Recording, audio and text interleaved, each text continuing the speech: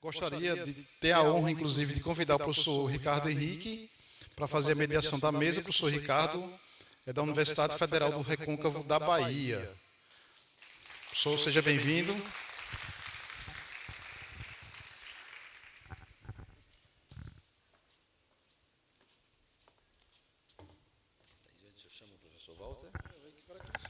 Obrigado, professor Christian. Olá.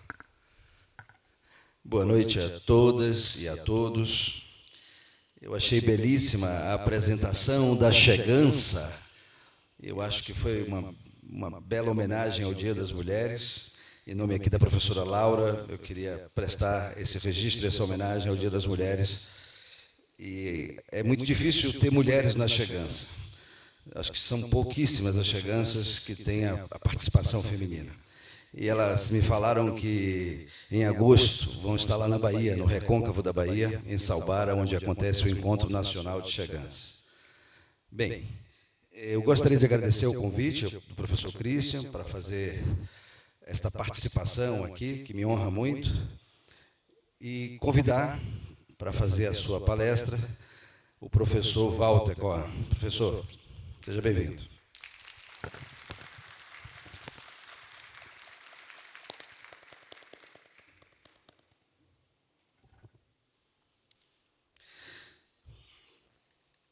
O professor Walter dispensa apresentações, mas me cumpre falar que o professor é professor titular da Universidade Estadual, por favor, professor, da Universidade Estadual do Rio de Janeiro.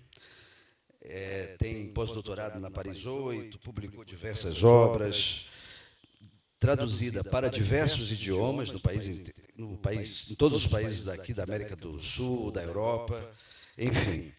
É um pesquisador muito conhecido, muito lido, e tem os livros dele, como os livros da professora Laura, à venda, como o Christian acabou de dizer, aí na frente para que vocês conheçam, ou a produção mais nova, mais recente do professor Walter, né? Eu não tive tempo de olhar, não sei se tem publicações mais antigas também. O professor Walter é uma referência muito importante para todos nós que trabalhamos com o ensino da filosofia, inaugurador de vários temas de pesquisa, especialmente no campo do ensino da filosofia para crianças. É uma honra poder ouvi-lo essa noite. Professor, seja muito bem-vindo.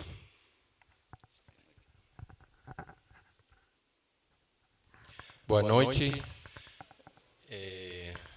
Obrigado, professor Ricardo. Obrigado, Christian, pelo convite, pela organização do evento. Obrigado vocês pela presença. É muito bom, me sinto honrado, privilegiado, sorridente de estar aqui. É um privilégio para um argentino. Eu me considero o mais nordestino dos argentinos, ou o mais argentino dos nordestinos. Sinto um privilégio muito grande estar nesse evento, também nesse dia tão especial. Dedico essa apresentação a 3 mulheres: Milena, Julieta e Valesca, que são minhas 3 filhas, nascidas as 3 em Brasília. E em nome delas, a todas as mulheres que lutam cada dia num Brasil e num mundo muito adverso, para que o mundo seja um pouco menos injusto, um pouco menos cruel e um pouco mais bonito para todos os seres humanos. Então, mais que uma dedicação, é um agradecimento e uma inspiração permanente para pensar e para viver. Confesso que estou muito nervoso e... como dizê-lo? É a primeira vez na minha vida, não vou dizer quantos anos eu tenho, são muitas apresentações, muitas. É a primeira vez que eu preparei um PowerPoint. Juro. Assim, uma coisa que eu detesto profundamente. Todos os meus estudantes sabem que a melhor coisa que podem fazer é não preparar um PowerPoint. Todas sabem assim. No NEF nunca preparamos PowerPoint. Mas enfim, a vida te dá surpresas, surpresas te dá a vida. E eu senti ontem à noite, depois da mesa de aqui, de Isabel, Christian e Débora, sei lá, não sei por que senti vontade de fazer um PowerPoint. Então hoje de manhã preparei o PowerPoint e, na verdade, minha maior preocupação é que eu gostei de fazer o PowerPoint. Ou seja, eu estou preocupado, tenho medo que seja o primeiro e não apenas o único. Mas, enfim, vocês notarão algumas coisas próprias de uma primeira vez, o que é muito bonito, porque é como uma infância, como um nascimento. Então, agradeço a indulgência com meu PowerPoint, e ele, na verdade, ele quer assim... Por que eu pensei em fazer um PowerPoint? Porque eu cheguei ao Brasil em 1997, século passado, como lembrávamos agora, e 5 dias depois da morte de Paulo Freire, o 7 de maio de 1997. Fiquei 5 anos em Brasília, na UNB, aí nasceram as 3 filhas, Julieta, Valesca e Milena, e depois eu fiz concurso na UERJ em 2002. E desde então, estamos fazendo um trabalho no que chamamos Núcleo de Estudos de Filosofias e Infâncias. Como aqui pensei que poderia ter muita gente que não conhece esse trabalho e que poderia se sentir inspirada por esse trabalho, achei que devia vencer minha resistência ao PowerPoint e fazer um para que fique como mais claro, até porque meu português falado, ele às vezes confunde, não sei por que confunde, ou as coisas não ficam tão claras. Então achei que escrito seria uma oportunidade de compartilhar um trabalho de 21 anos ou 22 anos, mas não tanto pelo trabalho em si, porque é uma maneira de habitar a universidade em nome da filosofia, da infância e da educação. Nós pensamos que estamos fazendo uma filosofia infantil dentro da universidade. Pensamos que honramos a infância e a filosofia. A infância não como uma etapa da vida, não como uma idade, mas a infância como um tempo. Por isso digo uma maneira de habitar a universidade, porque também um espaço e um tempo. Vocês percebem que já tem uma tendência a falar e a esquecer o PowerPoint, não é? Mas eu prometo que vou... Tenho ainda esse aparelhinho aqui que assusta um pouco, mas eu vou mostrar o PowerPoint. Então, na verdade, é uma expectativa de compartilhar um trabalho, uma maneira de habitar a universidade nesse cruzamento entre infância, filosofia e educação. E repito, a infância não como uma idade, não como uma etapa da vida, mas como um tempo, ou seja, como algo que se pode habitar ou não habitar a qualquer idade. Não é pelo número de anos que temos que habitamos a infância, e também não é pelo número de anos que temos que não podemos habitar a infância. A filosofia é algo muito mais complexo. Não é algo muito mais complexo, algo igualmente complexo, só que a infância talvez é algo mais prístino, mais aberto na forma de habitar, e a filosofia, para dizê-lo assim, muito rapidamente, e depois a gente pode conversar, eu vou tentar não pegar tanto tempo, para que depois, sobretudo, conversemos, que é a parte mais interessante. Mas a filosofia para nós não é tanto uma disciplina, uma história, um sistema, uma teoria, mas é sobretudo um verbo, um filosofar é uma forma de habitar. A universidade e o fora. Vocês vão ver que a gente tenta muito sair para fora da universidade. Então, sem mais delongas, eu vou apresentar este PowerPoint, que se vocês querem depois eu passei para Christian, se você quer... Não, melhor não, que talvez... Melhor esperar a ver como ele sai. Então, Núcleo de Estudos de Filosofia de Infâncias, 2003-2024, Ensino, Pesquisa e Extensão, filoeduc.org. Esse é o site do NEF. Esse é um selo que a gente fez em homenagem a Paulo Freire. Na verdade, nós fizemos isso quando Paulo Freire fez 100 anos, em setembro de 2021. E depois vamos atualizando cada ano. Vocês veem aí que tem um desenho de uma escola que diz NEF. Para nós somos uma escola. Uma escola não como uma instituição. Uma escola como uma forma de habitar e de experimentar o tempo e o espaço. Lembrem que a palavra escola vem do grego scholé, que significa tempo livre, tempo liberado. Para nós, se trata de fazer escola, dentro e fora da universidade. É uma escola com Paulo Freire de braços abertos, uma cor de pele um pouco mais oscura que a habitual que aparece nos retratos, e tem a expressão que chama muito a atenção, 102 anos de um menino, que parece uma contradição. Segundo, estou olhando a Patrícia porque me lembrei da lógica, segundo uma lógica mais estrita, alguém que tem 102 anos não pode ser um menino, e se alguém é um menino, não pode ter 102 anos. Mas lembrem que a infância para nós é um tempo e não uma idade. E Paulo Freire, podemos conversar disso também, se encarregou muito bem não só de habitar a infância o tempo todo da sua vida, quanto de afirmar que habitar a infância, cuidar da própria infância, era algo necessário para os educadores e educadoras de todas as idades. Paulo Freire é uma inspiração importante para nós.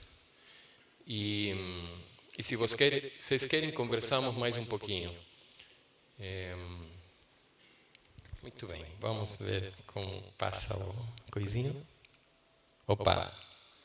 Então, nós estamos num programa de pós-graduação na UERJ, Universidade do Estado do Rio de Janeiro, um programa que tem mais de 40 anos, um desses programas chamados de excelência pela CAPES, nota 7, e no NEF, só no NEF, não no próprio, no NEF, se formaram nesses anos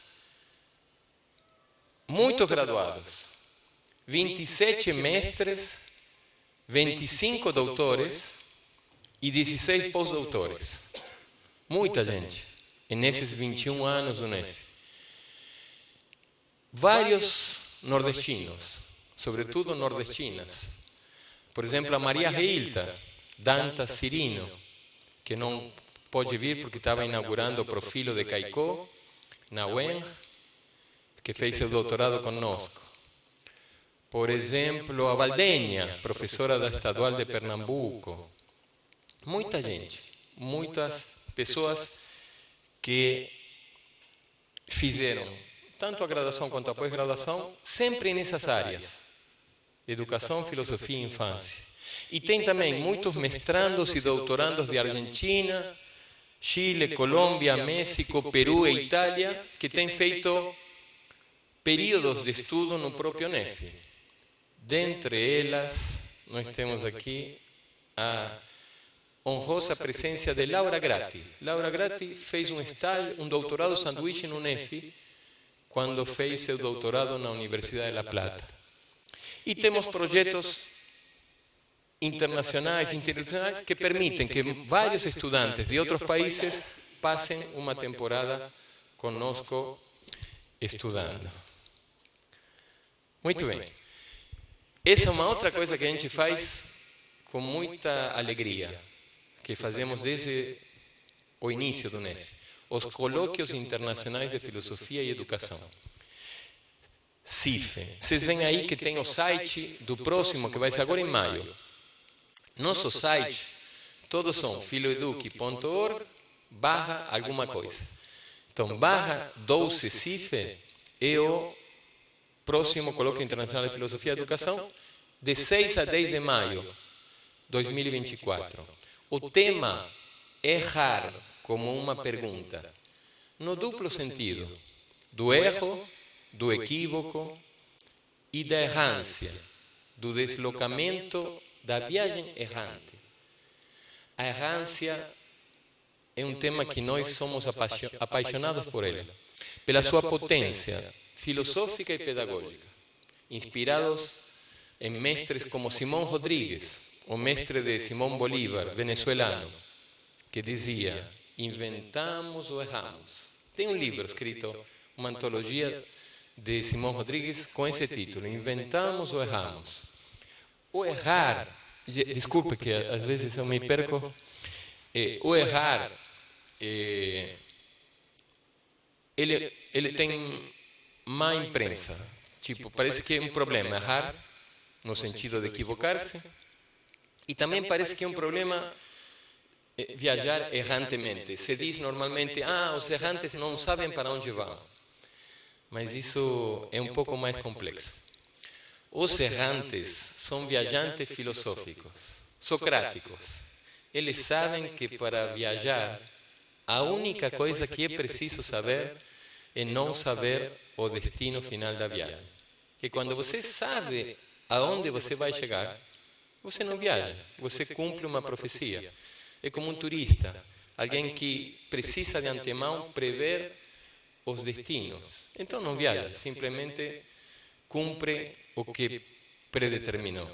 Para nós, a viagem da filosofia e a viagem da pedagogia ganha muita potência quando elas são pensadas como viagens errantes, que é no próprio caminho que se encontram os sentidos da viagem. Eu tive a fortuna de fazer uma viagem extraordinária pelo Nordeste quando Paulo Freire fez 100 anos. Eu saí do Rio em agosto de 2021 e chamei a viagem 100 dias para comemorar os 100 anos de Paulo Freire. Voltei em dezembro, fiz 15.000 quilômetros. Foi uma viagem extraordinária, passei por Aracaju, fizemos uma experiência na biblioteca, porque a universidade estava fechada. Me lembro que foi muito bonito, porque foi a primeira vez, depois de 3 semestres em pandemia, que estudantes e professores do curso de filosofia se encontraram presencialmente. E isso foi acontecendo em muitos lugares. Eu saí do Rio, passei, fui subindo mais pelo litoral e retornei mais pelo sertão, mais pelo interior. Fiz mais de 250 experiências de pedagogia menina da pergunta. Tinha alguns pontos fixos, amigos, amigas, mas a viagem foi se fazendo durante a própria viagem. E essa é a sensação da viagem. É que a partir do encontro, da escuta e do que a viagem te apresenta como oportunidade para viver e para pensar, que uma viagem encontra seu sentido. E a filosofia pode ser uma viagem. Se diz assim, às vezes, como despectivamente, a filosofia é uma viagem, como se fosse um problema. Mas é a grande potência da filosofia, ser uma viagem. Não saber quando começamos a pensar o que terminaremos pensando, com quem terminaremos pensando e o que pensaremos sobre aquilo que pensávamos antes de viajar. Então, esse CIFE, o próximo, vai ser sobre essa ideia da errância, do errar. E a gente quer ser coerente com isso, então o CIFE não vai ter palestras, não vai ter mesas redondas, não vai ter comunicações, vai ter exercícios errantes, ou seja, formas de praticar a errância dentro e fora da universidade. A gente dividiu os 5 dias em 5 regiões do Rio de Janeiro. Na segunda-feira, dia 6, vamos estar no Maracanã e em torno, que é onde está a UERJ. Na terça-feira, dia 7, na zona oeste. Na quarta-feira, dia 8, em Duque de Caxias, na região metropolitana do Rio, na Baixada Fluminense. Na quinta-feira, na zona norte e no centro. Na sexta, pela manhã, na zona sul. E terminaremos com uma plenária que recolhe os exercícios errantes da semana. Quem puder vir, não percam. É muito bom. É gratuito também. É um evento gratuito. É muito bom. Entrem no site, vejam que aí tem a proposta, podem se inscrever gratuitamente e qualquer coisa, entrem em contato. Se podemos facilitar alguma coisa, não duvidem em escrever, vale muito a pena. Vêm pessoas do mundo inteiro.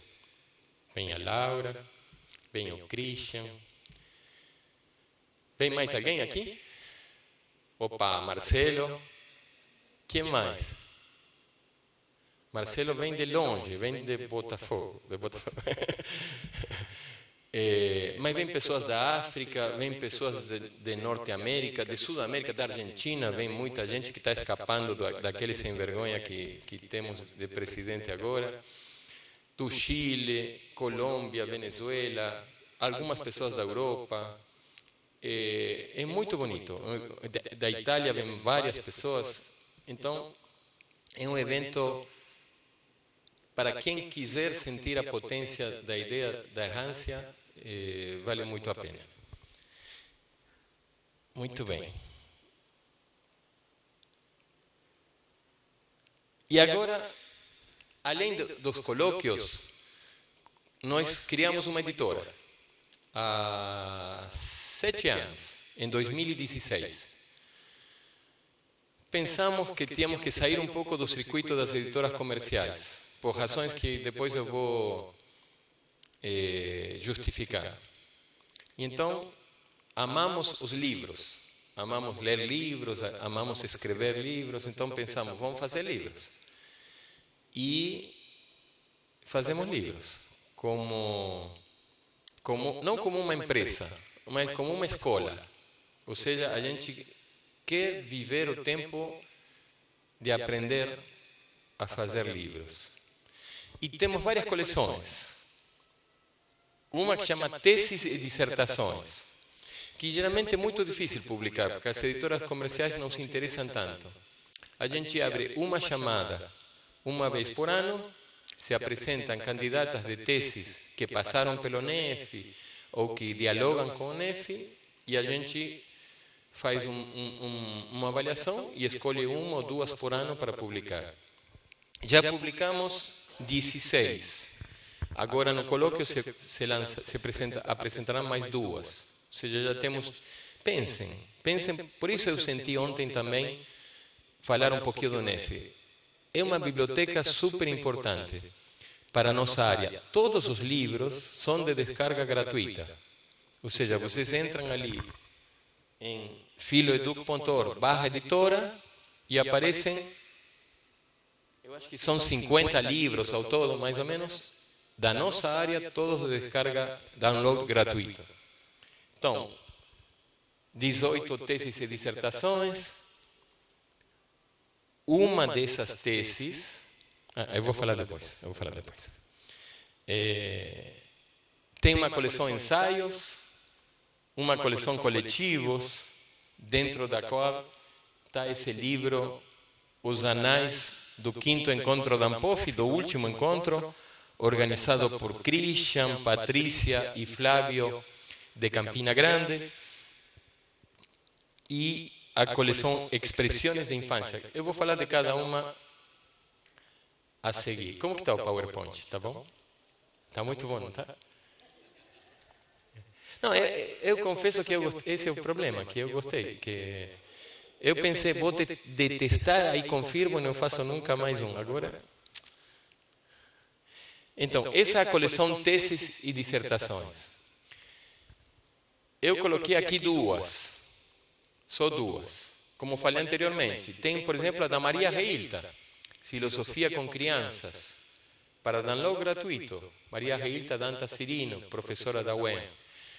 Tem enfim, 18, muitas, muito importantes, interessantes. Eu selecionei duas. A da professora Laura, Devir pergunta, filosofias e infâncias entre a escola e a universidade, porque é uma narrativa muito bonita acompanhando a uma professora, Malena, que no colégio de aplicação da Universidade de La Plata fazia filosofia, e Laura, coordenadora desse projeto de extensão da universidade, na tese deu mais atenção ao trabalho e à relação dessa professora com a infância e com a filosofia. E a tese de doutorado de Lara Sajão, que é sobre as Olimpíadas de Filosofia do Rio de Janeiro. A gente pensa Olimpíadas de Filosofia, parece assim uma competição, mas não é. As Olimpíadas, pelo menos no Rio de Janeiro, são o pensamento na roda. É uma roda de pensamento. Não tem aquela coisa de quem é mais filósofo, ou quem escreve melhor, ou quem sabe mais de Kant ou de Hegel. Não, é um pensamento em roda. É uma filosofia colaborativa, investigativa. É muito bonito o livro, o trabalho da Lara e a experiência das Olimpíadas do Rio. Marcelo também conhece muito bem. É admirável o trabalho dessas Olimpíadas, que já tem muitas edições, todos os anos. Eu só coloquei duas aqui, mas lembrem, tem 16 ou 18. Aqui a coleção Coletivos. Escolhi um livro em homenagem hoje ao Dia da Mulher para apresentar aqui. Mulheres escrevendo e pensando com mulheres, filosofias, infâncias e educação. Um coletivo de mulheres pensando sobre o tema que nos ocupa, que organizaram esse livro. E o livro do pós-doutorado de Patrícia Velasco, que é sobre 12 anos de trajetória do GT de Ampof, Filosofar e Ensinar a Filosofar. Um trabalho, a meu ver, essencial para qualquer um que faz uma pesquisa sobre o ensino de filosofia no Brasil, porque contém infinitas referências sobre a área. Repito, todos esses livros, basta entrar aí, vocês descargam gratuitamente. O livro da Patrícia tem como 500 páginas, ou algo assim, é bem grande. Aqui a coleção Ensaios. Coloquei alguns, porque eu queria compartilhar com você, alguns deles eu consegui trazer. O de Marcos Lorieri, que é uma referência importante, um homem de muita trajetória no campo, e que publicamos recentemente um ensaio dele que se chama Ensinar a Filosofia e a Filosofar, Necessidade Urgente. E esse livro foi publicado há poucos meses atrás. Um livro que eu escrevi, que se chama Paulo Freire, um menino de 100 anos, que foi feito justamente na ocasião do centenário de Paulo Freire, justificando um pouco a relação de Paulo Freire com a infância. Sabem que Paulo Freire trabalhou mais com a educação de jovens e adultos, a educação popular, não é muito associado à educação infantil ou à infância. Porém, qualquer pessoa que estuda Paulo Freire, ou que conhece Paulo Freire, ou que conheceu Paulo Freire, logo percebe a potente relação que ele tem, não só com sua infância cronológica. Em infinitos lugares, autobiografias, Paulo Freire repete insistentemente que a maneira em que ele foi educado na sua infância foi decisiva para a forma que ele pensou a educação de todas as idades, mas também a forma em que ele se relaciona com a infância, não como uma idade, senão como um tempo. Por isso, um menino de 100 anos. Depois tem um ensaio da professora Magda Costa Carvalho, da Universidade dos Açores, Portugal, Filosofia para Crianças, a impossibilidade de lhe chamar outras coisas. É um subtítulo muito bonito que a gente conversou muito, mas que tem a ver com essa com essa questão da filosofia para crianças. Vocês veem, nós durante um tempo falávamos em filosofia com crianças, depois em filosofar com crianças. Agora preferimos filosofias em plural em infâncias. Nesta mesma coleção, para quem está interessado na filosofia para com entre crianças ou infâncias, há um livro muito bonito de um napolitano, Giuseppe Ferraro, que se chama Crianças na Filosofia, que é uma outra maneira de relacionar as duas palavras. Muito recomendável também. Há um livro de Alejandro Serletti, colega argentino, amigo, Laura, meu, uma pessoa que escreveu um livro que aqui no Brasil foi muito lido, o ensino de filosofia como problema filosófico. Uma pessoa para nós muito importante no ensino de filosofia na Argentina, muito inspiradora. E ele escreveu Ensaios para uma didática filosófica. Muito importante para quem pesquisa ou estuda a área do ensino de filosofia. Aí depois tem um livro de Matthew Lipman. Ontem a Isabel Cristina falou muito de Lipman, aí eu pensei, bom, eu preciso que aqui as pessoas saibam que nós acabamos de publicar também, esse ano que passou, o último livro de Lipman, que é sua autobiografia. Muito importante para quem quer entender a área e a proposta de Lipman de filosofia para crianças. Lipman foi meu orientador de doutorado. Eu tive a sorte, a alegria de conhecê-lo, uma pessoa extremamente generosa. Eu trabalhei com ele enquanto eu fazia doutorado. E esse livro, muitas pessoas insistíamos que ele tinha que escrever uma autobiografia. Esse livro é uma tentativa dele de justificar por que ele criou o programa de filosofia para crianças e dar um sentido histórico, contextual. Então, para quem está interessado na área, é um livro importantíssimo. Essa edição é bilíngue, é português e castelhano. Nós nos divertimos também. Lembrem que a editora para nós é uma escola, e uma escola é tempo livre, é como se fosse um recreio dentro da universidade. Então a gente fez, ao mesmo tempo, em português e em castelhano, tivemos um tempo trabalhando com essas duas versões. E tem fotografias muito bonitas de Lipman, de sua vida. E por último, o Anderson Flor do Nascimento, que é um professor agora da UNB. O Anderson está conosco no projeto Filosofia na Escola. Quando eu era professor da UNB, ele era estudante de filosofia e era bolsista de iniciação científica do projeto Filosofia na Escola. O Anderson é hoje um professor muito sério, muito reconhecido, sobretudo na área de estudos africanos ou da afro-brasileirada.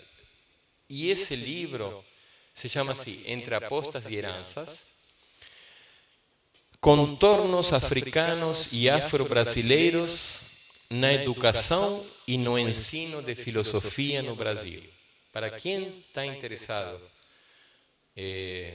na africanidade, afro-brasileira do ensino de filosofia, recomendo muito, tem referências muito importantes. E eu só coloquei aqui 6. Pensei, bom, vou colocar, mas tem muito mais do que isso. Eu pareço que estou subindo ao ônibus e vendendo algo e digo, para o bolso do cavalheiro, para a carteira da dama, não deixem passar essa promoção, 3 por R$5. E por último, a quarta coleção, NEF Edições, a coleção Expressões de Infância. Essa é uma coleção feita por crianças, ou seja, são livros de crianças. E são, até agora, crianças colombianas. A gente tem um projeto com a Universidade Pedagógica e Tecnológica da Colômbia, em Tunja, um projeto que é muito caro, muito querido, são amigos, amigas. E então essa coleção eles fazem uma coisa que chama acampamento filosófico, todo ano. Tomar de tempo, Christian? Não. Não, tá bom. Tomar de tempo. Expressões de infância, eles fazem acampamentos filosóficos E são muito bonitos esses acampamentos. E então, os livros saem desses acampamentos. Aqui são pensando na filosofia, ou seja, as crianças pensam a filosofia, o que é a filosofia. Então, tem concepções de filosofia de crianças. Depois tem outro que é maravilhando-se com o universo, outro que é perguntas ao filósofo ou à filósofa, bem bonitos. Muito bem. A editora, isso. Já acho que falei bastante. Não deixem de visitar a editora, porque é um material muito bom de estudo, de consulta, e esperemos também, nós agora vamos lançar 6 livros no colóquio de maio. Esperemos também que possamos integrar e lançar livros escritos no Nordeste. A gente faz também algo que a princípio chamamos um projeto de extensão.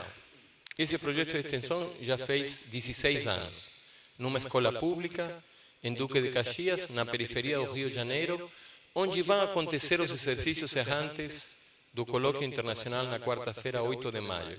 Vejam como as coisas se combinam, para nós se entrecruza a pesquisa, o ensino, a extensão, é parte de uma mesma prática.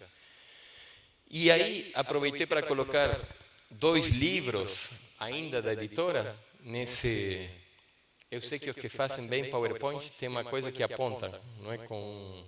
Então, façam de conta que eu aponto aqui na margem direita superior.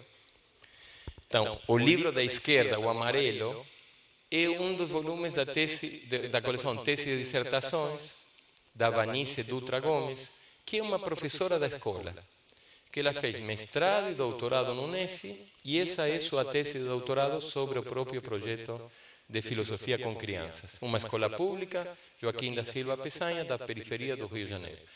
E esse outro livro que está desse lado daqui, Transcrever, é um livro que bolsistas do projeto, estudantes da graduação, organizaram a partir de transcrever transcrições de exercícios de filosofia com crianças na escola.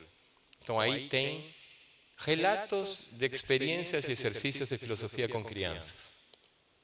Essa é uma imagem da escola, de uma atividade, e diz aí, o projeto busca ser uma ponte entre a universidade e a escola pública, coloca em questão a lógica do ensino, de seu sentido e significado e do papel político afirmado por aquele ou aquela que ocupa o lugar de ensinar, e pesquisar a vida escolar, busca pesquisar a vida escolar, tanto os caminhos, métodos, como os princípios e sentidos.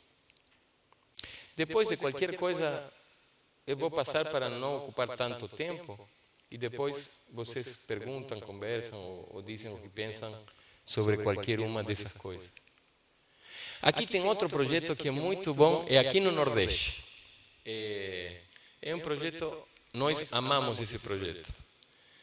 Começou em Pau dos Ferros, no Seridó, no interior do Rio Grande do Norte. Vocês se lembram que eu falei daquela viagem?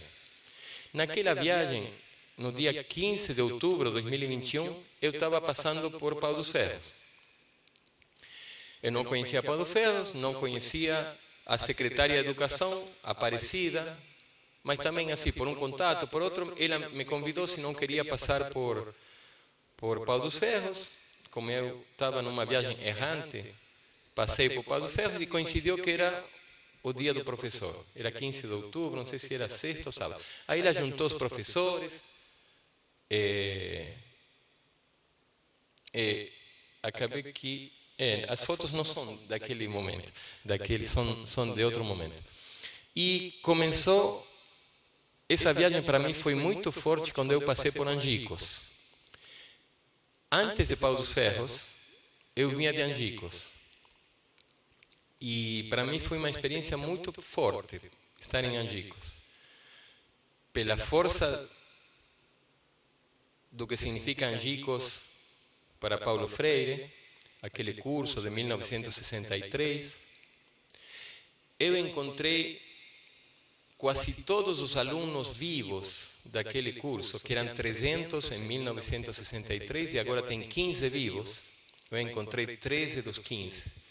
Para mim foi muito impactante passar por Angicos.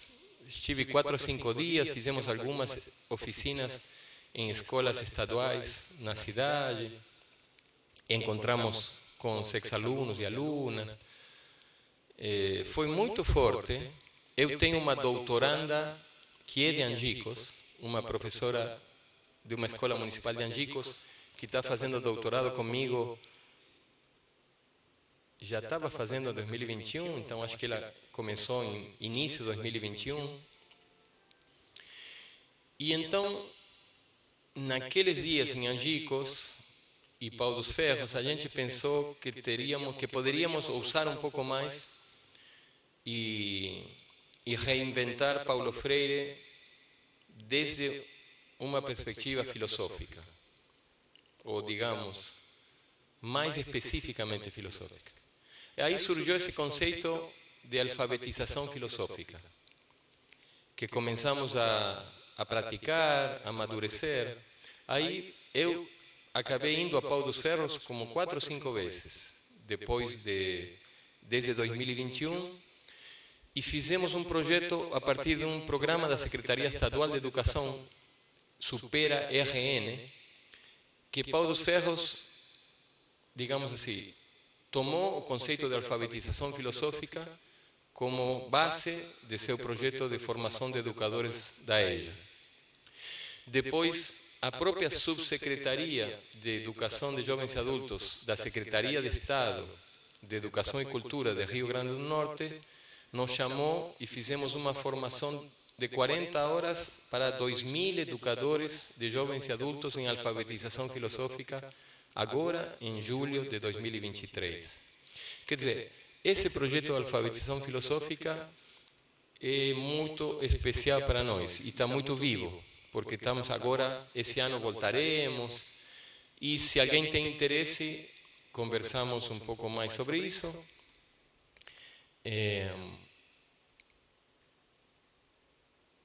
Então, eu tomei assim como exemplo o projeto da Escola Pública em Caxias, alfabetização filosófica. Nós temos vários projetos em distintos municípios do Brasil, nisso que chamamos de educação filosófica.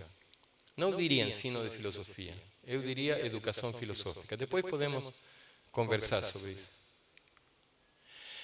Temos também uma revista, Childhood and Philosophy, que tem um nome em inglês, porque ela é uma parceria com o Conselho Internacional para a Investigação Filosófica com Crianças, mas ela é produzida e editada por nós, no NEF, também gratuita. Todos os nossos projetos são gratuitos, ou da escola pública, ou de alfabetização filosófica. E essa revista também, vocês podem, aí coloquei o site, podem fazer download, são centenas de artigos, porque isso está desde 2005, em 5 línguas, português, inglês, castelhano, francês e italiano. Um material de pesquisa também muito importante. E aqui coloquei as experiências de formação. A gente faz uma vez por ano, pelo menos, uma experiência de formação de 40 horas, no que nós chamamos educação filosófica. Agora estamos dando mais ênfase na alfabetização filosófica. Fazemos isso num campus que a UERJ tem na Ilha Grande. Não sei se vocês conhecem a Ilha Grande. Tem uma localidade aí que chama Dois Rios, onde tinha uma prisão de máxima segurança, onde esteve preso Graciliano Ramos, uma prisão que foi implodida e foi cedida à universidade por 50 anos a administração desse campus. É um lugar muito especial. É uma natureza exuberante, bucólica, as ruínas de uma cárcere, uma vila detida no tempo, um ecomuseu, e a gente faz ali uma semana por ano. Nós vamos a pensar um pouco o que estamos fazendo e a autoformar-nos. São formações de 30 pessoas e sempre as pessoas são variadas. Esse ano, por exemplo, Christian participará. Cadê Christian? Ele foi embora. Quando ele venha... Onde? Quando eu venho, vou lhe lembrar, agora publicamente eu vou comprometê-lo. Christian, tu te lembra que depois do colóquio tem a Ilha Grande? Está confirmado, não é? Ótimo. Muito bem. Todo mundo está de testigo aqui. Então, são 18 em nossa formação, digamos, e quando nós tentamos repensarmos a nós mesmos, sempre com muitos convidados, o que estamos fazendo, por que fazemos dessa maneira, de que outra maneira, é um lugar muito especial porque o tempo fica suspendido. Quase como aqui, não funciona a internet, não tem internet, então as pessoas esquecem o celular e podem pensar em si próprias, no mundo e no que estamos fazendo no mundo. Estou chegando ao fim, essa é a última. A gente está criando um programa de pós-graduação em Educação Filosófica com Infâncias. Esperamos retorno da CAPES nos próximos meses, esperamos que seja positivo. É um programa que vai começar com um mestrado profissional em Educação Filosófica com Infâncias e que vai ser na modalidade... As aulas não serão presenciais no Rio de Janeiro, mas serão síncronas por Zoom, semanais, em período pós-laboral, horário pós-laboral, para pessoas que estão trabalhando basicamente em escolas, seja de educação infantil, ensino fundamental ou ensino médio, basicamente para educadores e educadoras. É uma proposta também que tem nos concentrado muita energia, muita expectativa. Esperamos, se ela for aprovada, que a gente possa ainda lançar a divulgação de outubro a dezembro desse ano, para começar em início de março, com poucas disciplinas obrigatórias e muitas disciplinas eletivas em torno a essa relação, filosofia, infância e educação, com estudantes e professores de toda a América Latina. Aulas em castelhano e português, e isso para nós é também um desafio importante, contribuir cada vez mais a uma relação mais intensa entre o Brasil e os outros países de América Latina. Será que esse é o último? Não, para aí, não, fui para trás. Sim. Só coloquei algumas palavras que estão sendo importantes para nós.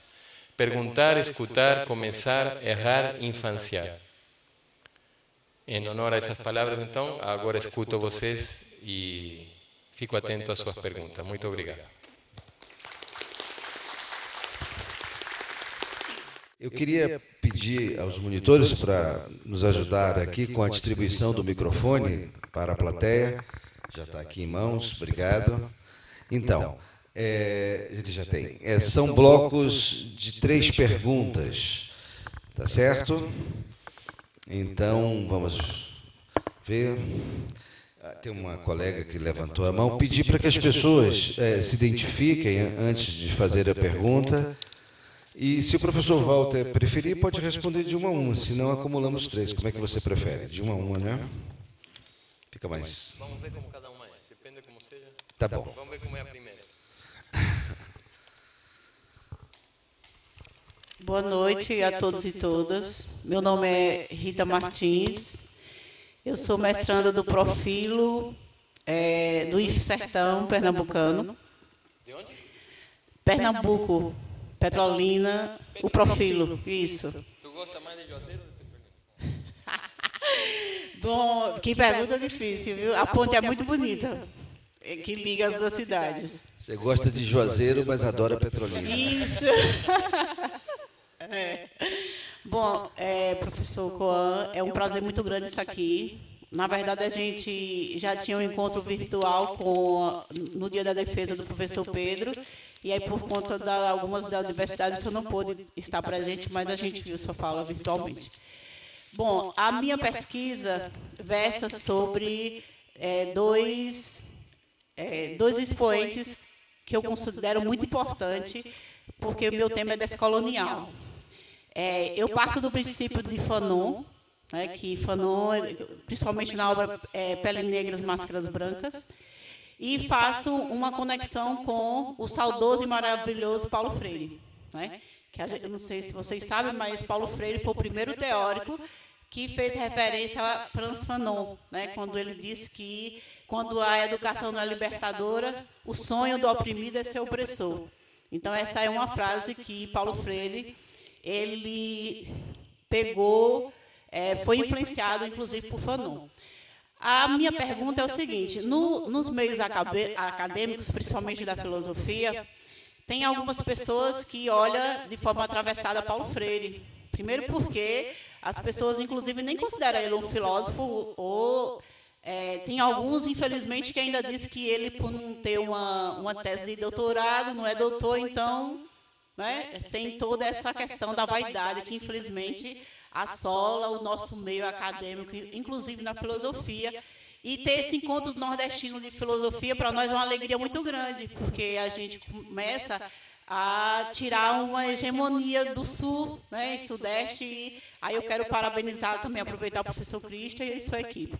Então, a minha pergunta é, o que a gente pode, nós, enquanto estudante de filosofia, da pós-graduação, como é que a gente pode estar quebrando essa hegemonia da questão da filosofia? Inclusive, o professor Ricardo, hoje na comunicação oral, ele fez uma intervenção maravilhosa, muito corajosa, e eu quero parabenizá-lo por isso também. E aí eu gostaria que o senhor me dissesse, já que o senhor é estudioso de Paulo Freire, porque ele está para além da filosofia, no meu entendimento, como é que a gente pode estar tirando esse estigma que algumas pessoas ainda traz consigo e quer nos impregnar de que Paulo Freire, por não ser um filósofo, ele não pode estar dentro desse escopo de estudo e pesquisa de Paulo Freire. E olha que é um desafio muito grande, porque se eu sou educadora e falo sobre os processos educativos e falo sobre Paulo Freire, eu acho que forçosamente eu sou um ser filosofante, no meu entendimento. Mas aí eu gostaria de deixar aqui a provocação para o senhor, um estudioso de Paulo Freire. Como é que a gente pode, aos poucos, mas de forma contundente, mostrar que a filosofia, ela pode e deve ser feita, inclusive para as pessoas que não têm a formação acadêmica em filosofia. Então, como é que eu posso estar fazendo isso? Convencer de forma muito pedagógica os meus pais. E aí agradecer novamente pela atenção, pelo tempo, e foi muito bom. Obrigada. Então, Rita,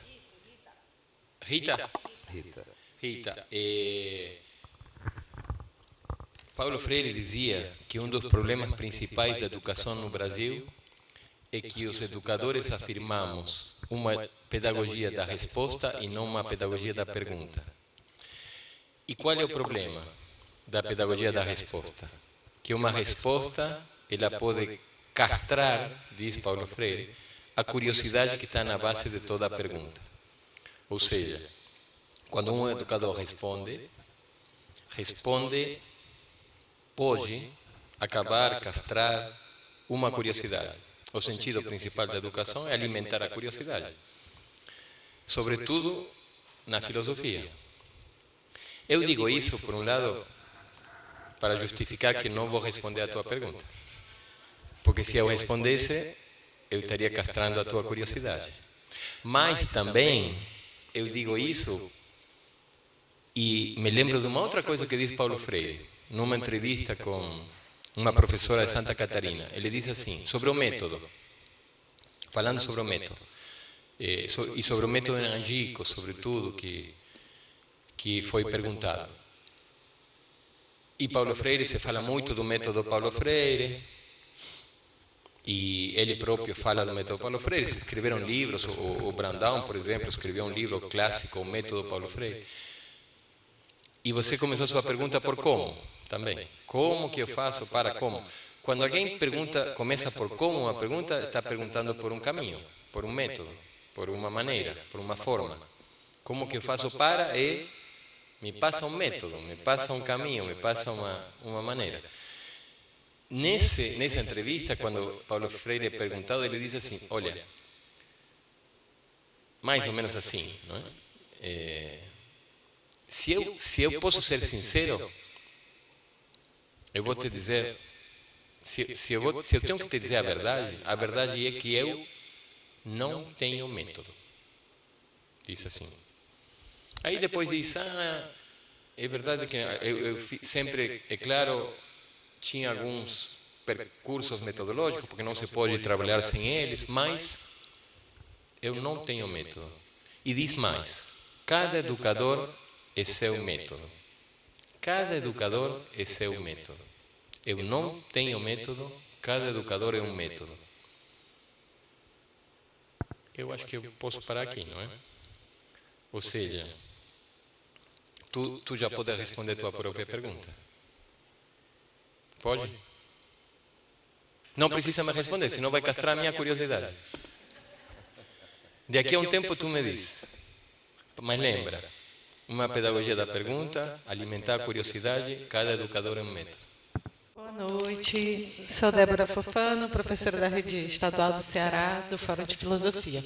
Você que está mais ligado a essas pesquisas, você vê essas pesquisas acontecerem nos outros cursos de filosofia pelo Brasil para lidar com a questão do ensino para a criança na filosofia?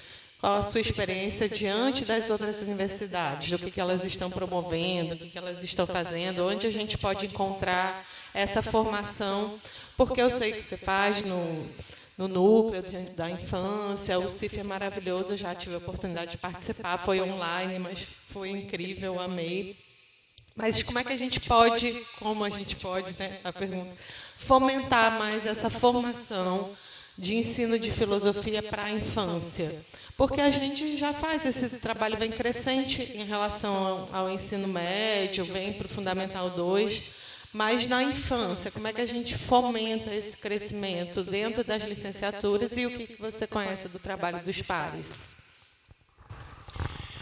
É uma ótima pergunta que precisamos cuidar e manter aberta. Muito próxima, em certo sentido, porque tem a ver com eu penso que tem muito a ver com a pergunta da Rita, no sentido de que Rita está preocupada por descolonizar a filosofia ou nossa relação com a filosofia, e eu sinto que tua pergunta nos chama a descolonizar nossa relação com a infância. Porque quando a gente duvida muito, ou quando a gente pensa como ensinar a filosofia para crianças, ou como... Geralmente a gente parte de uma imagem do que seja a filosofia e de outra imagem do que seja uma criança. A minha experiência me diz que uma das potências do encontro com a infância é que ela nos ajuda cada vez mais a descolonizar nossa relação com a filosofia e com a infância. Ou seja, quando a gente... E também nossa relação com o que é educação, com o papel que ocupamos. A filosofia e a infância são duas formas de não saber, de relação ao saber. São duas formas que vivem de perguntar. É claro que a filosofia é uma coisa muito plural e há muitos filósofos que dizem o contrário do que eu estou dizendo. Mas justamente como é uma coisa plural, eu me atrevo a afirmar uma imagem da filosofia que me resulta muito potente na relação com a infância, para encontrar a infância. Porque é uma imagem da filosofia infantil. Não é que, digamos, nós adultos vamos levar a filosofia para as crianças. Se a gente se coloca nesse lugar, é porque a gente já colonizou a infância. Não vai escutar a infância. Não tem uma coisa muito boa. É difícil que saia uma coisa boa disso. Então, por isso essas palavras finais que a gente cada vez dá mais força. Que é o perguntar, que é o escutar, que é o infantilar. A infância, muito mais de algo que nós vamos educar através da filosofia, e essa é a pretensão de Lippmann, que eu respeito muito, mas que nós fomos nos afastando muito dele. Se eu pretendo educar a infância através da filosofia, ali sim, vem toda a filosofia com seu peso, com sua força, mas também com sua história e com sua colonialidade, na maneira em que ela é habitada em nossas instituições. Mas se eu abro minha relação com a infância não a usar a filosofia como um meio para educar a infância, mas acolher a infância a partir de uma escuta filosófica, aí se abre outro mundo. E aí não sabemos. E aí não tem outra preparação que a própria prática, que o próprio exercício coletivo, que a escuta, que pensar o tempo inteiro sobre o que fazemos. Não há receita, não há método, não há caminho. Ou como diz o poeta, o caminho se faz caminhando. A filosofia se faz filosofando. A infância se escuta escutando. Se nós nos atrevemos a isso, é claro que isso não é fácil, porque isso exige sair e deslocar-nos de um lugar que aprendimos a habitar e até a desfrutar, alguns que desfrutam muito. Mas se nós nos atrevemos a isso, se abre outro mundo para a filosofia, para a infância e para a relação entre elas. Nós estamos longe de ser um modelo, uma coisa... Não, mas nós somos um exemplo de que se pode fazer isso numa universidade pública, que se erra muito, tanto que tu podes colocar a própria ânsia como uma prática, como um exercício, como um objeto assim de tua preocupação, de tua pesquisa, mas também temos assim infinitos sinais que dão muito sentido a que tu fazes e que tu só encontras enquanto tu fazes. Percebe? Assim, é claro, mais uma vez, cada educador, educadora é um método, é um caminho. Eu gostei muito como tu usou a palavra preparação. Eu concordo muito. A gente tem que preparar muito, muito. Mas talvez a principal preparação é a estar despreparado, a deixar-se surpreender, a escutar uma coisa que não sabemos. Porque se sabemos, não escutamos. Se nós pensamos que sabemos o que é a filosofia, ou o que é uma criança, ou o que uma criança precisa aprender, não tem filosofia. É duro, é difícil, é incômodo, é desestabilizador, mas tem uma potência também extraordinária. Como tua escola, com um menino que depois de nadar e chegar, imagina se tu filosofas com ele sobre como foi essa viagem, essa nadada. É só escutá-lo. Pensaba esto, ¿no? Es decir, una construcción de tantos años. También la permanencia de un grupo que se habrá renovado en décadas, activar y mostrar caminos. Todo ese trabajo, pero al mismo tiempo el trabajo de armar el grupo, que sostenga todo esto y que acompañe en ese macro proyecto de la alfabetización filosófica, en el trabajo editorial. Son habilidades que se requieren de un orden distinto. Una cosa es preparar la revista permanentemente, una revista que está en el primer nivel de lo que tiene todo lo que tiene que tener una revista académica. Entonces, también es preparar las capacidades al grupo, es decir, un trabajo enorme. Digamos, eso es muy destacable. Vos sos el gran coordinador de todo eso, digamos, como dicen nuestros amigos, y la habilidad de generar encuentros que tenés es increíble. Pero está el otro aspecto, ¿no? Que todo eso se hace desde la universidad. Y no sé si porque son muy creativos, porque juegan mucho y apuestan y desafían, pero fuerzan los límites, digamos, ¿no? Es decir, y cada vez un poquito más. Este próximo coloquio fuerza un poquito más de lo que fue el anterior. El anterior no lo podíamos creer, digamos, que tuviese un formato académico y cómo va a ser para que salga bien, y salió extraordinario. Y ahora, redoblan la apuesta y vamos a un coloquio que seguro va a ser excepcional y que todos estamos reentusiasmados. Vamos a hacer un ejercicio con la gente fuera. Entonces eso, digamos, me parece que tiene que ver con una idea de filosofía que nació en la calle, que nació afuera y que no es nada si se la aísla. Entonces me parece que ese esfuerzo, ese trabajo de ligar todo el tiempo, de vincular y no quedarse encerrado, es muy destacable. Me parece una cosa de una integralidad filosófica muy destacable. Dicho esto, quiero hacerte una pregunta. Cerraste con unas palabras, con 5 palabras que son 5 verbos, 5 infinitivos, y seguramente, bueno, hay un criterio por el que las elegiste, y seguramente, digamos, los sentidos que guardan cada una de ellas pueden ser totalmente distintos para cada uno de los que estamos aquí.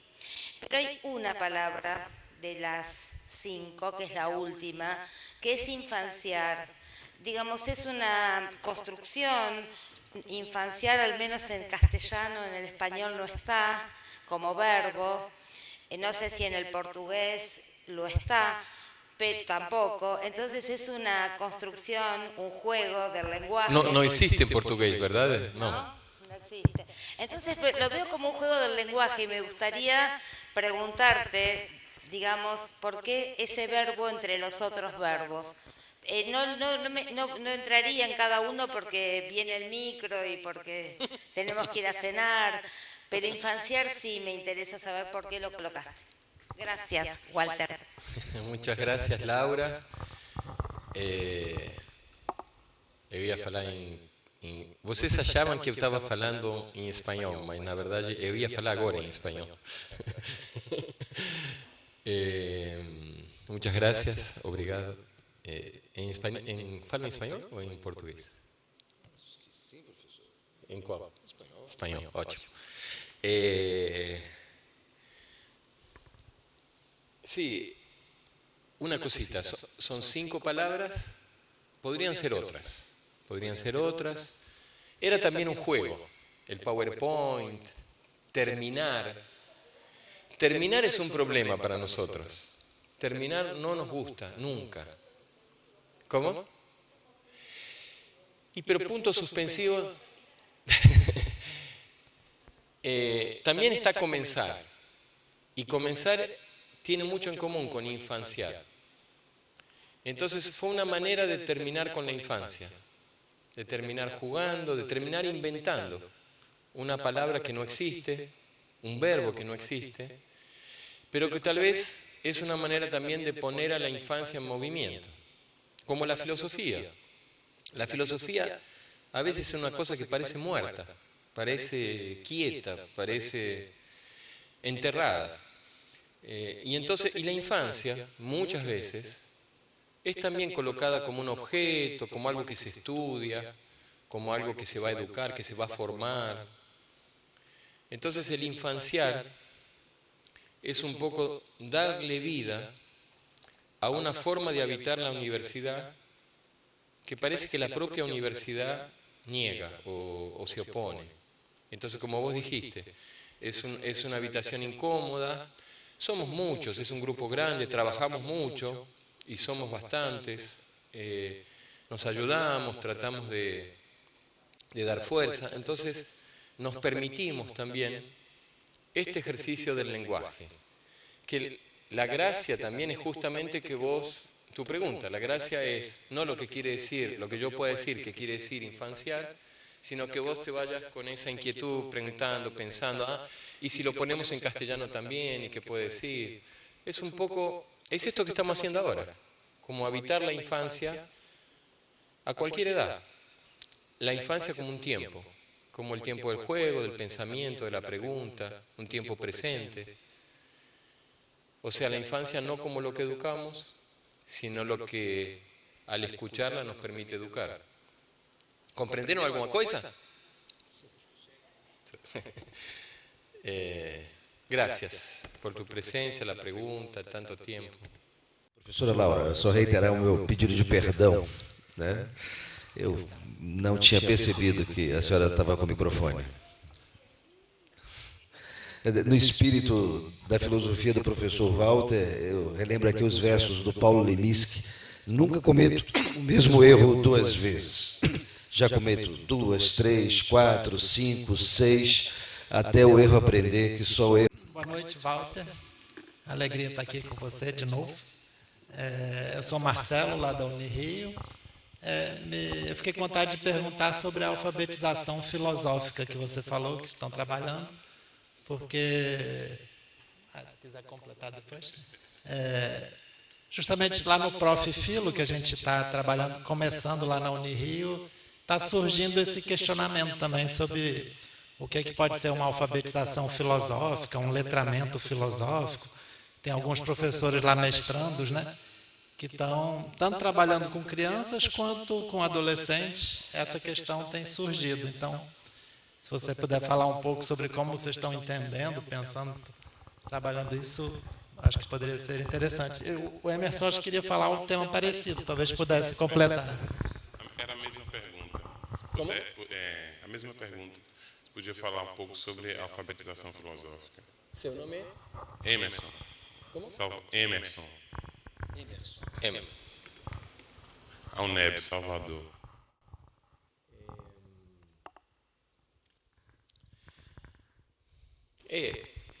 O termo, né? Porque o Marcelo também disse letramento filosófico. Há uma questão... A gente pegou a alfabetização por Paulo Freire. Ou seja, e sentimos essa necessidade em Angicos. Rio Grande do Norte é o segundo estado do Brasil no número de analfabetos. Hoje. Depois de Pará. E tem uma mulher governadora e uma mulher secretária de educação, as duas educadoras, que estão, ou colocaram como política pública tentar superar essa realidade, e surgiu um pouco esse problema de supera RN o analfabetismo. A gente se sentiu... Rio Grande do Norte também, onde estão Angicos. Então a gente sentiu que, de alguma maneira, recriar ou reinventar Paulo Freire supunha, para nós, que somos um núcleo de estudos de filosofias e infâncias, supunha trabalhar essa dimensão da alfabetização. Então, quando nós dizemos alfabetização, não estamos tanto pensando nessa lógica da alfabetização ou letramento, no sentido técnico de incorporar a leitura e a escrita, sino algo assim como, diria, começar a percorrer um caminho no pensamento. Alfabetização no sentido de início, de começar, mas começar com uma letra, começar com as letras, o som, a música da filosofia. Ou seja, uma coisa que dizia Simão Rodrigues, o mestre Simão Bolívar, ele dizia, antes de ensinar a ler e escrever, é necessário ensinar a pensar. Porque quem aprende a pensar, aprende qualquer outra coisa. Isso dizia Simão Rodrigues no século XIX, na Venezuela. Então, a alfabetização filosófica é algo assim como começar a percorrer certo caminho no pensamento, juntos. E a gente tem alguns princípios, alguns dos quais são esses aqui. Por exemplo, o perguntar. Alfabetizar filosoficamente, alfabetizar-se filosoficamente, é aprender uma certa relação com a pergunta, o perguntar e o perguntar-se.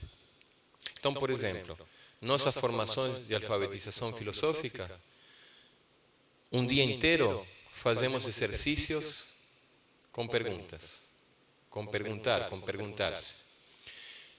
Em nosso caso, nós trabalhamos em Rio Grande do Norte com EJA, com jovens e adultos, não com crianças, com jovens e adultos. Na verdade, nós, de fato, trabalhamos com educadores da EJA. E é impressionante como os educadores, jovens e adultos têm uma relação tão distante com a pergunta, tão fora da pedagogia, de uma pedagogia da pergunta. Então, é como que o mundo se abre quando percebemos que a pergunta não é um não saber, mas é a expressão afirmativa de uma busca de saber. E, como dizíamos anteriormente, que se eu, como educador, respondo uma pergunta, posso estar castrando uma curiosidade. Então, alfabetizar-se filosoficamente, por exemplo, é aprender a escutar as perguntas e afirmar uma certa relação com a pergunta que não passe por colocar a pergunta do lado de quem não sabe e a resposta do lado de quem sabe.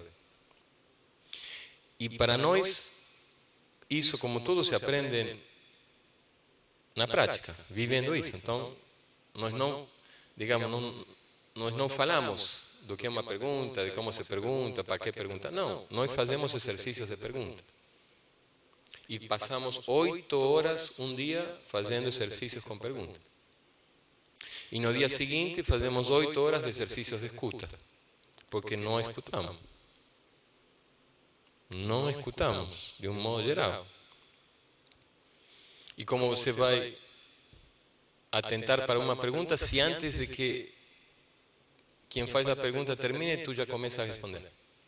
Porque não escutamos. Então, como se aprende a escutar? Escutando. Então, fazemos exercícios de escuta. Percebe? Ou seja, são formações práticas. Não é a filosofia da alfabetização ou uma teoria sobre como perguntar, o que é uma pergunta. Não. É praticar, alfabetizar-se filosoficamente. E como isso é uma coisa infinita, para nós é ótimo. Nós somos o que mais aprendemos. É ótimo. E quando alguém que tu estás formando percebe que tu estás de fato fazendo isso mesmo, começa a acreditar e a se relacionar diferente. Porque se tu fazes uma palestra de 1 hora sobre a importância de perguntar, mas não fazes nenhuma pergunta, o que eu vou aprender? Que a pergunta é importante ou que tu nunca pergunta? Percebe? Então, é como... Claro, é uma coisa que está nascendo, que nós também não sabemos muito. Estamos errando no sentido de experimentando. Temos sintomas assim ótimos. Passam coisas extraordinárias. Extraordinárias. Nos contam os educadores de jovens e adultos, porque depois da formação vão... Eu participei, por exemplo, em Pau dos Ferros, da formatura da primeira turma de alfabetizados. Foi maravilhoso as coisas que falavam. Maravilhoso. Tinha um homem, por exemplo, parafuso. Ele diz assim, na cerimônia de formatura. Eu sempre vinha à universidade, porque isso aconteceu na UFERSA, em Pau dos Ferros. Diz assim, eu sempre vinha à universidade a consertar os parafusos. Era uma pessoa que trabalhava técnica, fazia concertos, não sei o quê. Agora eu já não quero mais vir a isso. Eu quero vir a ler a palavra parafuso, a pensar na palavra parafuso, a perguntar o que é um parafuso. Percebes? Extraordinário. Para nós é extraordinário. Mas, enfim, é uma coisa muito difícil, muito complexa, muito... Não sei se faz sentido. E depois tem as pessoas técnicas. Não é alfabetização, é letramento, ou... Enfim, tem toda uma polêmica aí que a gente prefere nem entrar, não nos interessa. Porque não nos interessa, não importa. Assim, podemos chamar de 50 outras maneiras. A alfabetização filosófica para nós tem graça, porque a alfabetização, que é o que fazia Paulo Freire, e porque é filosófica. Mas poderíamos chamar de qualquer outra maneira. Não, de qualquer outra maneira não, de outra maneira.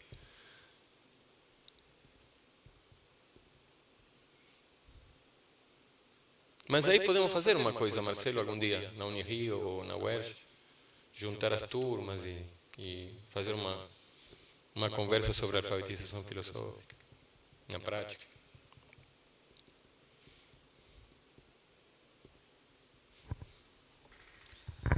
Obrigado, professor Marcelo. Obrigado, professor Emerson. Mais alguma pergunta? Ah, minha conterrânea. Boa noite. É sempre um prazer ler, lhe ver e ouvir falando sobre filosofia e infâncias. A minha pergunta é o seguinte. Eu sou Rosângela, doutoranda aqui do programa. O meu objeto de estudo é filosofia, infâncias, filosofia com crianças. E eu sou professora dos anos finais em Simões Filho, região metropolitana de Salvador. E a filosofia, assim como ela está inserida no ensino médio, ela tem se enraizado pelos anos finais por todo o Brasil, né? A gente não tem nenhum sistema, um parâmetro que dê para saber. Você tem que correr atrás e pesquisar e achar onde é que essa filosofia está, em qual cidade. E aí é que vem a questão. Ela, estando nos anos finais, ela é uma potência. É uma potência você ter a filosofia em um lugar no qual ela não é obrigatoriamente para estar lá. É porque não é obrigatório a filosofia nos anos finais, mas ela está em muitas cidades do Brasil. Ao mesmo tempo que é uma potência, ela se amarra a um currículo. E aí, por não ser parte da base comum, cada município faz a sua construção e a BNCC chama os conteúdos de objetos de conhecimento agora, né? E a minha pergunta é essa. Qual ou quais, para você, seriam os objetos do conhecimento de uma filosofia nas infâncias? Qual o conteúdo de uma filosofia trabalhada de maneira formal na escola pública? Ou não tem que se amarrar? É uma decisão ali democrática, cada lugar faz as suas construções. Rosângela, né? É uma ótima pergunta, maravilhosa. Como toda grande pergunta, precisa ser acolhida, escutada, acompanhada e não respondida, para não acabar com sua curiosidade. Mas eu vou dizer algumas coisas, para que você não fique assim, sem nada. Uma coisa que ontem também me lembrei. Você sabe que há um município no Espírito Santo que se chama São Mateus, que tem filosofia na grade oficial da educação infantil? Tem 39 professores de filosofia concursados, formados em filosofia, trabalhando na educação infantil, com meninos, meninas de 2, 3, 4 e 5 anos. Há muitos anos, não é de agora. Inclusive agora, recentemente, a secretária também está querendo tirar, enfim, não está tão, mas não é fácil para ela, porque tem 39 professores concursados trabalhando nas creches e nos jardins. Nós fomos muitas vezes aí a São Mateus vem muito para a UNEF. Não é fácil, não é para nada fácil. Mas é possível, é uma experiência que está caminhando. E como você disse, tem municípios que têm nos primeiros anos, que tem... Eu, pessoalmente, assim, de um modo geral, eu sou contrário às unificações e às totalizações a qualquer coisa que, como o nosso querido Silvio deve ter dito no início, qualquer coisa que apague as diferenças. Como, digamos, alguém, e aqui no Nordeste vocês sabem muito melhor que ninguém disso, como alguém que está num escritório em Brasília, ou em São Paulo, ou no Rio, vai poder dizer como tem que ser a filosofia ensinada em Salvador, ou no Recôncavo, ou em qualquer lugar. E não só como, sino o que tem que ser ensinado. É uma questão polêmica. E muitos colegas aqui não vão concordar ou não concordam com o que eu penso, mas eu penso que a potência da filosofia é justamente essa, que ela não unifica. Ou seja, quando você unifica, você força você está mais dentro de uma antifilosofia que de uma filosofia. Há uma coisa que diz o filósofo napolitano Giuseppe Ferraro, que tem 2 livros aqui na nossa editora, Crianças em Filosofia e A Escola dos Sentimentos. Ele diz uma coisa muito bonita. A palavra filosofia grega, amor ao saber, sempre se traduz como amor ao saber. Mas a filosofia é também saber do amor. A filosofia, se é um saber de alguma coisa, é de um sentimento, é de uma paixão, é de uma relação. Não é um saber de conteúdo. E ele diz assim, a filosofia é um saber sem conteúdo. Basta o caso de Sócrates. Sócrates, em todos os diálogos de Platão, o único lugar em que diz que sabe alguma coisa é no banquete. E o que ele sabe? Sobre Eros, sobre o amor. É a única coisa que ele sabe. Ou seja, na hora que você identifica a filosofia de um conteúdo, você acaba com ela. Então, eu acho que eu respondi mais do que eu deveria. Melhor eu paro por aqui.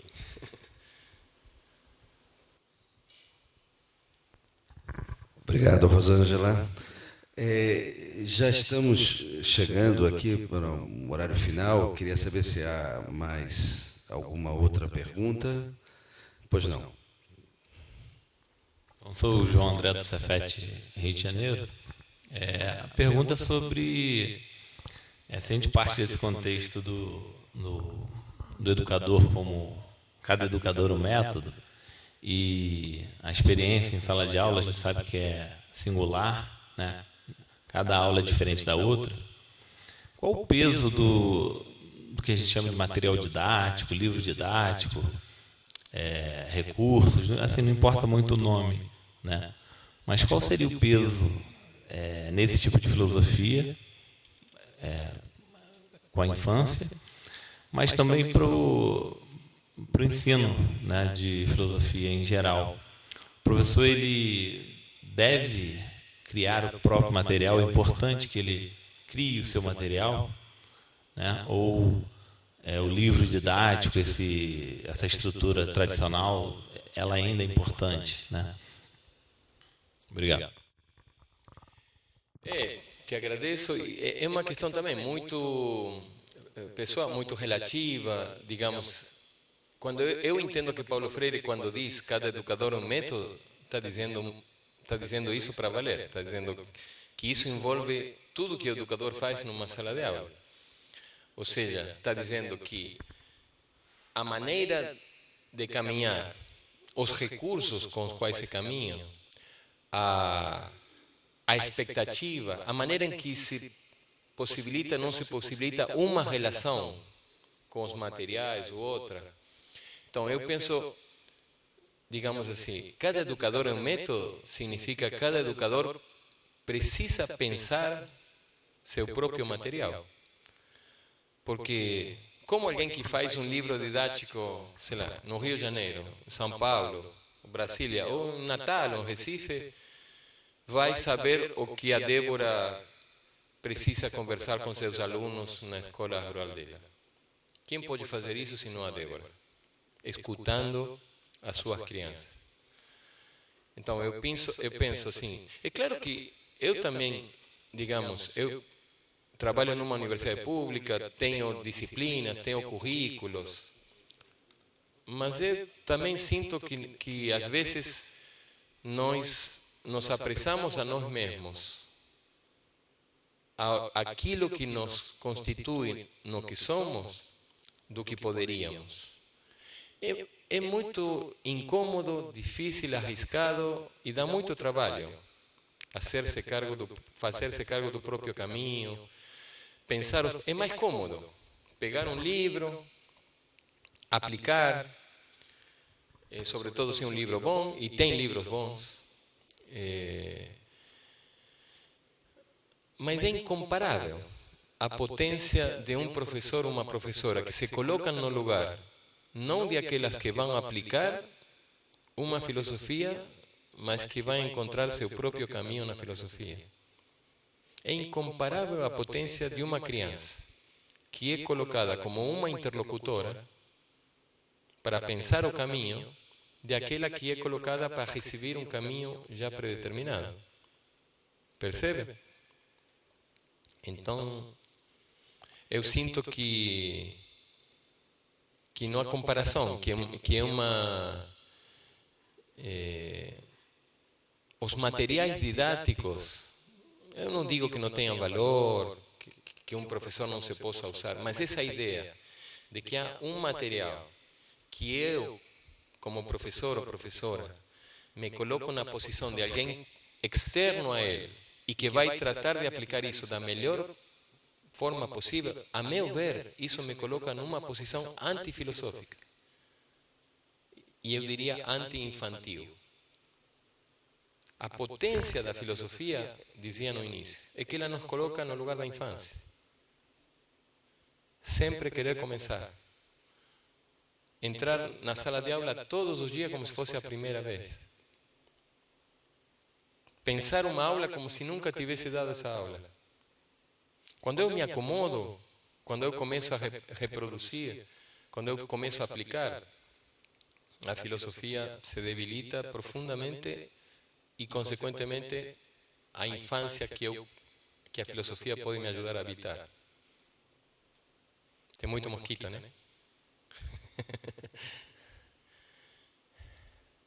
Eu acho que já está na hora de terminar. Estou respondendo cada vez mais. Muito obrigado, professor.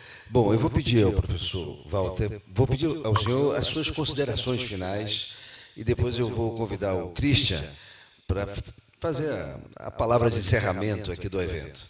Então, professor, por favor. Agradeço, Ricardo. Eu falei anteriormente que eu tenho muito problema em terminar qualquer coisa, porque a infância tem muito mais a ver com começar que com terminar. Então, que tal se terminamos com uma pergunta? Que pergunta poderia... Quem propõe uma pergunta para terminar nosso encontro? Por que filosofar infantilmente no Nordeste? Podemos acrescentar? Uma palavrinha. Por que filosofar infantilmente no Nordeste? Ótimo. Super obrigado, Christian, que nos deu a pergunta e nos deu o encontro, nos deu o início e nos deu uma pergunta para terminar começando. Muito obrigado a todas pela atenção, pela companhia, pela escuta, pelas perguntas e pela infância que possamos ter compartilhado.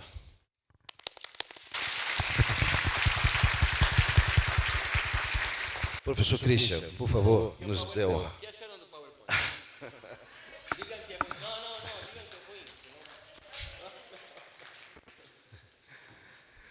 Então, professor Christian, antes de passar aqui o microfone para o professor Christian, eu também gostaria de parabenizar a todos que estão envolvidos na organização desse evento. Foi muito bom para nós aqui, que chegamos de outros estados, de outras cidades, o acolhimento, a atenção, como é o nome dele? Eu esqueci agora, o meu monitor predileto. De uma gentileza, de uma atenção. Muito obrigado a vocês. Muito obrigado. Venha cá. Ele foi tão gentil, tão acolhedor com a gente o tempo todo. Obrigado, Tomé. Parabéns, parabéns a vocês, viu? Então, professor Christian, muito obrigado pelo convite. Bom, eu não sei, viu, Ricardo, se eu vou fazer encerramento, porque aqui pode ser também um começo, né? Um começo para novas caminhadas. E eu acho que a ideia principal desse evento foi começar. Então, continuemos a caminhada, fortalecendo o ensino da filosofia aqui na nossa região e, consequentemente, o ensino da filosofia no nosso Brasil.